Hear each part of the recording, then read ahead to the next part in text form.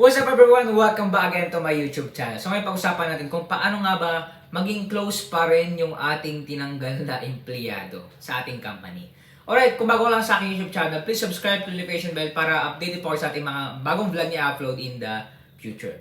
At the same time, pag na-reach po natin yung 100 subscriber, ay magpapag-giveaway po tayo. Alright, salamat po sa inyong pag-subscribe.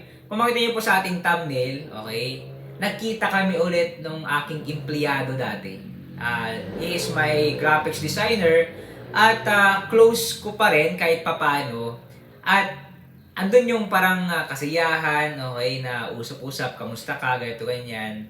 At sa akin naging blessing kasi kumbaga kilala niya pa rin ako, okay. Kasi that time nasa bazaar ako ng parang kakilala ko dun sa Baguio dati, tapos sinasamahan ko sila.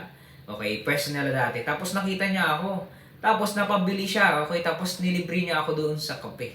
Okay? Ang sarap sa feeling na close mo pa rin. Okay? Kahit na tinanggal mo sila doon sa company mo. Okay? Ito sekreto. Bakit close ko pa rin? Bakit nakakausap mo pa rin kahit papaano? Okay? Ginawa ko dati nung bago sila tanggalin, talagang inexplain namin kung bakit namin sila tinanggal as empleyado. Para kahit papaano yung pag tinanggal natin sila is yung hindi talaga sasama yung loob nila. Okay, yes, failure natin kasi parang pabagsak yung business. Pero ang goal kasi natin is maintindihan nila yung sitwasyon ng company, ma-enlighten natin sila na hindi natin sila basta-basta tinanggal, kundi tinanggalan sila para sa isa't isa. Okay? So, yun, thank God kasi kilala pa rin, naging close ko pa rin si Sir Joshua. Shoutout sa'yo.